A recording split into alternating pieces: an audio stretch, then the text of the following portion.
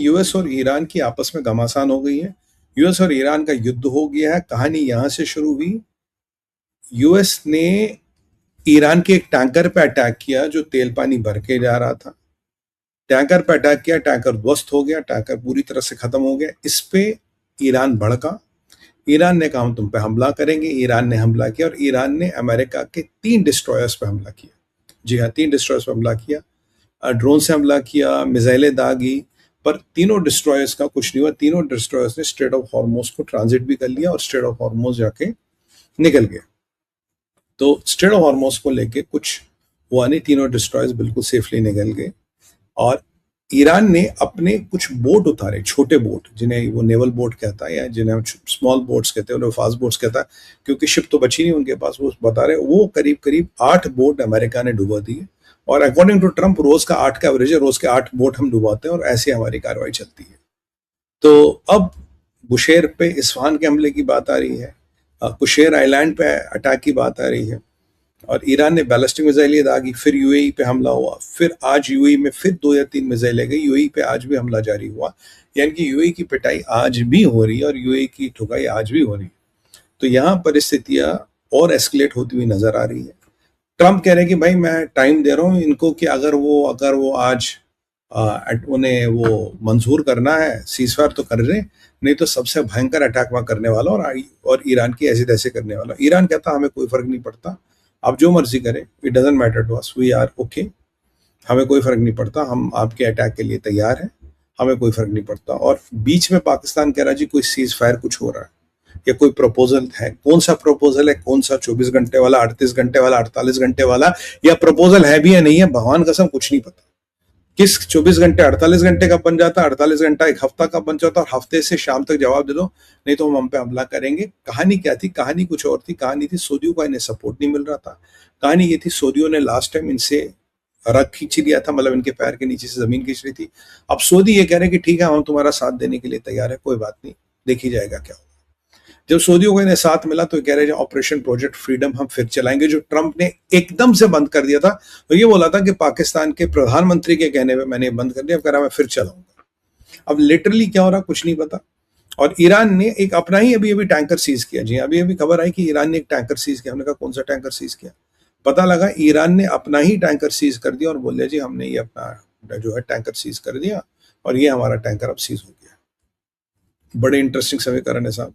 Iran अपना ही tanker seize कर रहा और बोलता जी हमने अपना टैंकर सीज कर दिया। अपने ही शैडो फ्लीट का टैंकर ईरान ने खुद ही सीज कर दिया गल्फ ऑफ ओमान के आसपास। ईरान ने धमकियां दी आस पड़ोसियों को, तुम्हें छोड़ेंगे नहीं, सऊदी को, यूएई को, ओमान को भी धमकी गई है, बहरीन कुवैत हाई अलर्ट पे। इसराइल को छेड़ नहीं रहा क्योंकि इसराइल छोड़ेगा नहीं, इसराइल से दूर रहते, इसराइल से पंगे नहीं लेते। तो मतलब ये जो लड़ाई है फिर एक एस्केलेशन की तरफ जा रही है। अरागची कह रहे हैं कि भाई जब भी एक प्रपोजल आता है, जब भी एक कमर्शियल एग्रीमेंट होने वाली बात होती है, आप कुछ ना कुछ मिलिट्री वाला प्रकरण करते हो, फिर चीजें पीछे जाती है। और पाकिस्तान कह रहा था 24 घंटे में सीज फायर हो रहा। पाकिस्तान कह रहा था जी बहुत जल्दी ये सारा मसला निपटने वाला। पाकिस्तान बड़ा संलग्न है सीज फायर कराने में। पाकिस्तान की औकात कितनी आपने देख ली और कितना बड़ा सीज फायर पाकिस्तान ने करा लिया ये भी आपने देख लिया। तो पाकिस्तान के फिर बाजे बज गए, पाकिस्तान फिर एक्सपोज हो गया एज यूजुअल। पाकिस्तान तो आप जानते हैं कि जहादियों का अड्डा है और उनके साथ यही होगा। अब चाइना में क्या मसला चल रहा है? चाइना डोनाल्ड ट्रंप जा रहे, पर चाइना में अंदर बड़ा गतिरोध चल रहा है। चाइना के दो डिफेंस मिनिस्टर, फॉर्मर डिफेंस मिनिस्टरों को फांसी की सजा सुनाई दी गई। पहली बार चाइना के इतिहास में ऐसा हुआ, शी जिनपिंग ने अपने फॉर्मर दोनों मिनिस्टरों को, दोनों डिफेंस मिनिस्टर एक साथ उसको फांसी की सजा सुना दी। अब सोचोगे कि ये सजा अभी की, इसका रेलेवेंस क्या क्या है? देखिए ट्रंप जा रहा 14-15 तारीख को, अमेरिका के सारा लाव लश्कर वहां पहुंचे। जब अमेरिका के जहाज उतरे तो उनके साथ में था ईरान का जहाज जो अराची को लेके गया था। अराची वहां गया, चाइना ने बोला हमारा स्ट्रेटेजिकल है, हम साथ रहेंगे। उसने ताइवान वाला बकट खोल दिया। यहाँ से चाइना ने बोल दिया जो मेरी रिफाइनरिया जो ईरान का तेल छानती, उनको बोल दिया भाई इनको गवर्नमेंट के बैंक को इनको पैसा वैसा देना बंद कर दो, इनसे कनेक्शन काट दो, नहीं तो सब मरेंगे। तो ये चाइना ने किया। यहाँ रिफाइनरिया जो तेल वे छान रही, तो चाइना में भी एक अजीब सा गतिरोध हो रहा है।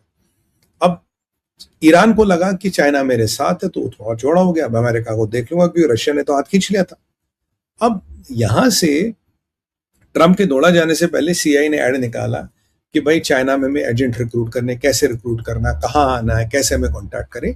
बेसिकली चाइना को छेड़ने के लिए, चाइना को उसकी औकात दिखाने के लिए। अब चाइना को कुछ वापस बोलना था, तो चाइना ईरान के पीछे खड़ा हो गया और ट्रंप को उस दिन पीछे जाना पड़ा। जो अटैक की उसकी प्लान थी उस पर जाके पीछे जाना पड़ा। ऐसे चाइना ने अपनी ताकत दिखाने के लिए शी जिनपिंग ने 2 एक्स मिनिस्टरों को फांसी चढ़ा दी और बोलते देखो ये हमारी ताकत है, हम चाहे तो किसी को भी फांसी चढ़ा सकते, किसी को भी निपटा सकते। ये शी जिनपिंग ने कर दिया। अब ये अमेरिका को मैसेज है कि हम किसी के साथ भी कुछ भी कर सकते, जरा आप औकात में रहो।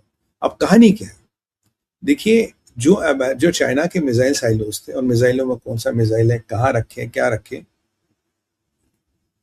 इस सब की इंफॉर्मेशन सीआईए के पास थी। सीआईए ने एक बार एक थिंक टैंक के माध्यम से सारे मिसाइल कहाँ रखे, कमांड एंड कंट्रोल क्या, कौन सा मिसाइल, किस तरह का मिसाइल किस साइलों में रखा, ये तक इंफॉर्मेशन दे दी। और कहीं ना कहीं जो पूरी इंफॉर्मेशन थी वो बाउट हो गई, और इससे इनकी ऐसी तैसी हो गई हमारे चीनियों की। इन्हें लगा यार अमेरिका को तो सब पता है।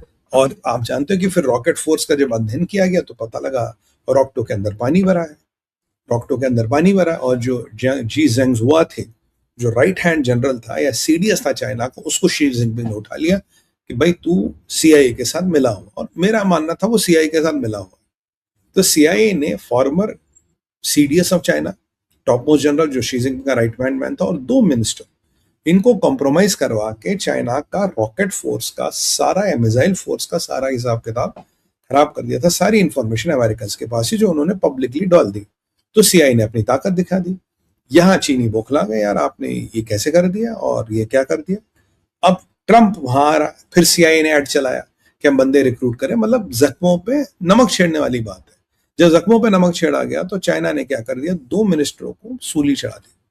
इससे पहले शी जिनपिंग एक मिनिस्टर को सूली चढ़ा, एक या 2 को अभी हाल फिलहाल में सूली चढ़ा चुका है। तो जो मिनिस्टर सूली चढ़े साहब, ये 4 हो गए टोटल, और 2 फॉरेन मिनिस्टर एक साथ। और जो विदेश मंत्री गायब था और उसकी मिस्ट्रेस गायब थी, उसका बच्चा गायब था, वो अलग गायब है। या इनको और सूली चढ़ा लो जी, हमने तुम्हें सूली चढ़ा दी। तो ये ट्रंप को और ये सीआईए को एक मैसेज है कि China knows how to use power very effectively.